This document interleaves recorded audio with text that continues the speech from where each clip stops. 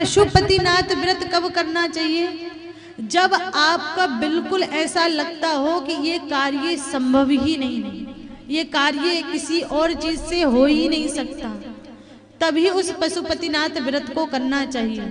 ऐसा नहीं कि हर छोटे मोटे काम के लिए पशुपतिनाथ व्रत को करो, तो ये तो ठीक नहीं है। जैसा आपको लग रहा हो कि कोई बहुत बड़ी बीमारी है, काटने से नहीं कट रही है, डॉक्टरों से भी वो ठीक नहीं हो रही है, तो उसके लिए पशुपतिनाथ व्रत आप कर सकते हैं। अगर किसी के संतान नहीं हो रही, बच्चे नहीं हो रहे हैं और बहुत प्रयास कर लिया है, तो वह भी पशुपतिनाथ का व्रत कर सकता है। और बहुत बहुत ज्यादा कर्ज हो गया है और वो उतर ही नहीं रहा, उतरने का नाम नहीं ले रहा है, तो वहां पर भी आप पशुपतिनाथ का व्रत कर सकते हैं। और इस व्रत में ऐसा कोई नियम नहीं है कि केवल स्त्री कर सकती है या केवल पुरुष कर सकते हैं, बल्कि स्त्री और पुरुष दोनों ही कर सकते हैं। कहते हैं जो करता है, जो खाता है, उसी का पेट भरता है। तो जिसको आवश्यकता लगे वो इस पशुपतिनाथ व्रत को कर सकते हैं। उसकी विधि का वर्णन मैं आपको करती हूँ, कैसे इस पशुपतिनाथ व्रत को आपको करना है। ध्यान से सुनिए, क्योंकि चूक अगर होगी तो वह व्रत सिद्ध नहीं हो पाएगा, वह व्रत पूर्ण नहीं माना जाएगा। फिर आप कहोगे मनोकामना नहीं पूर्ण हुई और पशुपतिनाथ व्रत ठीक नहीं है, तो ये गलत रहेगा। आप ध्यान से सुनिए और ध्यान से उस व्रत को करिए जब आपको जरूरत पड़े। हर छोटी चीज में आपको व्रत नहीं करना है। पशुपतिनाथ व्रत अगर किया जाता है तो सबसे पहले पशुपतिनाथ व्रत में एक का बहुत नियम है। आप जिस घर से आपने पशुपतिनाथ व्रत किया शुरू किया है, आपको उसी में 5 व्रत पूर्ण करने पड़ेंगे। जिस थाली से और जिस लोटे से पशुपतिनाथ व्रत प्रारंभ किया है, उसी थाली और उसी लोटे से 5 व्रत पूर्ण करने पड़ेंगे। और जिस मंदिर में शिव का मंदिर भी एक ही रहेगा, शिव का मंदिर भी नहीं बदलाएगा, चेंज नहीं होगा, आपको उसी शिव मंदिर में ही व्रत करना पड़ेगा। ऐसा नहीं कि आपने एक व्रत ससुराल में कर लिया, दूसरा व्रत मायके में जाकर कर लिया, एक व्रत हमने इस सिटी में कर लिया, दूसरा व्रत दूसरी सिटी में कर लिया। अगर किराए से भी रहते हैं तो जब तक पशुपति के 5 व्रत पूर्ण नहीं हो जाए उस घर को नहीं छोड़ना है, क्योंकि एक का बहुत नियम है। उसमें एक थाली, एक लोटा और एक ही घर रहेगा, एक ही मंदिर रहेगा। हाँ, अगर कभी आवश्यकता पड़ गई, कभी जरूरत पड़ गई, अगर आप बाहर गए हैं तो वहाँ आप व्रत रखिए, पूजा करने की आवश्यकता नहीं है, पर वो व्रत गिनती में नहीं आएगा। 5 व्रत आपको एक ही स्थान पर करने पड़ेंगे। पशुपतिनाथ व्रत की आपको सोमवार के दिन कोई से भी 12 महीने में कभी भी आप कर सकते हो। ऐसा नियम नहीं है कि इस महीने में ही कर सकते हैं कि उस महीने में ही कर सकते हैं।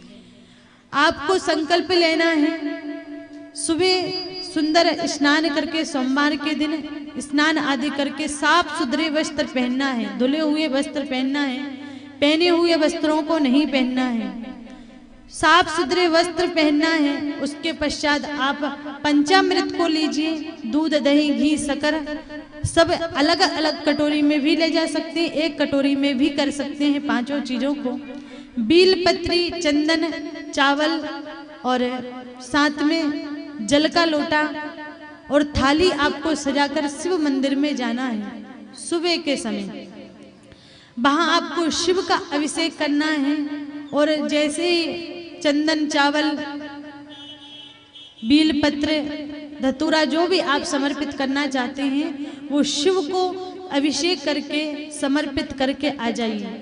उसी थाली में आपको बचाकर लाना है, बील पत्री भी बचाकर लाना है, चंदन भी आपको बचाकर लाना है। और जैसे शिव को बताया कि शिव को पीला चंदन चढ़ता है, लाल चंदन कुमकुम नहीं चढ़ता है, तो पीला चंदन ही लेकर जाना है। तो जो सुबह थाली हम सजाकर लेकर गए थे उसी थाली में आपको बील पत्र भी बचाकर लाना है, चंदन चावल भी बचाकर लाना है। अभिषेक का जो पंचामृत है उसे पूर्ण समर्पित कर सकते हैं, उसको शाम के समय ले जाने की आवश्यकता नहीं है, क्योंकि शाम के समय शिव का अभिषेक नहीं होता, सुबह के समय ही शिव का अभिषेक होता है। और थोड़ा सा जल भी बचाकर लाना है लोटे में। अब शाम के समय जब जाओ, व्रत करना है, व्रत करके वहां पर शिव का अभिषेक करके पूजन पाठ करके जब आप आओ तो वहां भगवान पशुपतिनाथ का 12 नाम लेकर आना है। पशुपतिनाथ नमः, पशुपतिनाथ नमः, पशुपतिनाथ नमः, ये 12 बार नाम लेना है। उसके पश्चात भगवान को प्रणाम करके, शिव जी को प्रणाम करके, हे पशुपतिनाथ, हमारी जो भी आपकी कामना, उस कामना को बोलकर, हे नाथ आपकी शरण में आई हूँ, इस कामना को मुझे पूर्ण विश्वास है कि 5 सोमवार हों और इन 3 महीनों के अंदर ये कार्य मेरा पूर्ण होगा। मुझे आप पर पूरा भरोसा है, विश्वास है, और आज से मैं आपकी शरण में आ गई हूँ। तो मैं ये कहती नहीं कि पूर्ण होगा, बल्कि मेरा कार्य आज से ही पूर्ण हो गया, ये विश्वास भगवान शिव के सामने जुटाकर आना। हे नाथ, आपके शरण में आने से सारे असंभव का संभव हो जाते हैं। तो मुझे विश्वास है मेरा जो भी कर्ज है या संतान नहीं हो रही है, ये कार्य नहीं हो रहा, वो कार्य अब अवश्य पूर्ण हो जाएगा। आपको आ जाना है, शाम के समय जब जाना है तो वही थाली लेना है, वही लोटा लेना है, उसमें एक्स्ट्रा कुछ भी नहीं रखना, ना चंदन ना चावल, कुछ भी नहीं रखना। बस उसमें केवल 6 दीपक मात्र रखने हैं आपको। 6 दीपक रखकर ले जाना है शाम के समय। और जब आप जाओ, और हाँ, उसके बीच में अगर आप सोच के लिए गए हो तो आपको स्नान करना है। अगर आपने किसी अपवित्र स्त्री को छू लिया है तब भी आपको स्नान करना है शाम के समय भी।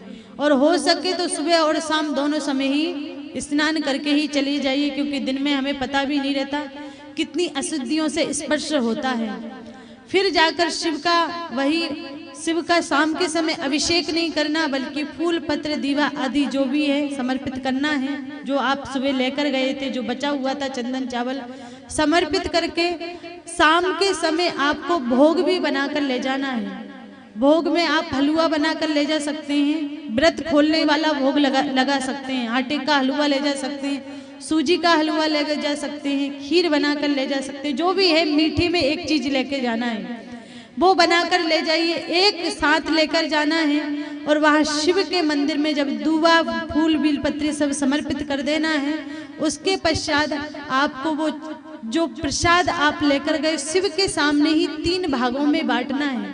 और 3 भाग में बांट के जल उस पे घुमाकर, हे नाथ इस प्रसाद को पाओ, छोटा सा, क्योंकि मेरे पास 56 भोग नहीं है, बहुत ज्यादा कुछ नहीं है, यही लेकर आई हूँ आपके चरणों में समर्पित करने के लिए, इसको आप स्वीकार करें। उसको भोग लगाना है। उसके पश्चात 5 दीपक जलाना है। 5 दीपक से भगवान शिव की पूजन करके उन 5 दीपक को उस शिवालय में, उस मंदिर में ही रख के आना है। आते समय जो भोग लगाया था उस भोग में से 1 भाग आपको लेकर आना है। 6 दीपक लेकर गए थे, 5 दीपक शिव के मंदिर में लगाकर आए, 1 दीपक वापस लेकर आना है। और आकर जैसे घर में प्रवेश करते हैं तो घर में प्रवेश करते समय सीधे हाथ की तरफा वो दीपक को रखना है। और हे पशुपतिनाथ, शाम के समय भी अपनी कामना को बोलकर आना है।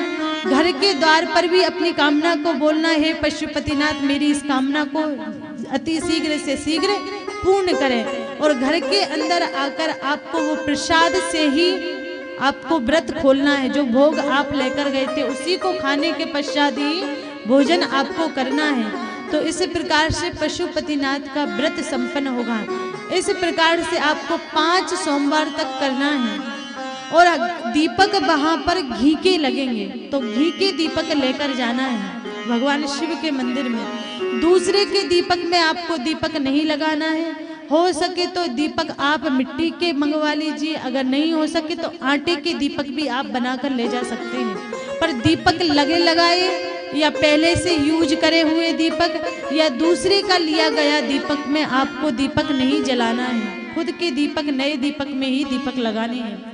साथ में जब आपके पास सोमवार पूर्ण हो जाए तो उस समय आपको 108 चावल या फिर 108 बील पत्री, 11 रुपए और नरियल में धागा लपेट के, जो सूत्री जो आता है हाथ में बांधते हैं, उसको ले जाकर भगवान शिव के चरणों में समर्पित करना है। 108 जो आप चावल ले गए हैं या उड़द की दाल ले गए हैं या फिर बील पत्र ले गए, उनको शिव के चरणों में समर्पित करना है।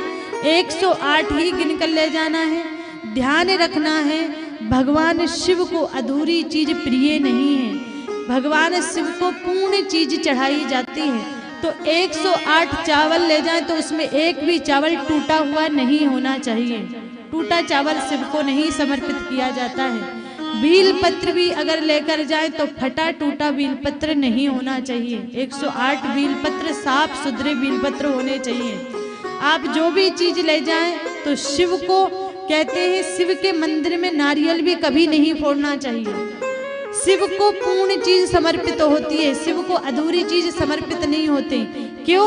क्योंकि शिव जो है वो अधूरे नहीं, बल्कि शिव के साथ सदैव शक्ति रहती है। शिव परिपूर्ण है, इसलिए शिव को परिपूर्ण चीज ही प्रिय होती है। इस प्रकार आपको 5 सोमवार तक व्रत करना है। ये पशुपतिनाथ व्रत की विधि है, पशुपतिनाथ व्रत का नियम है।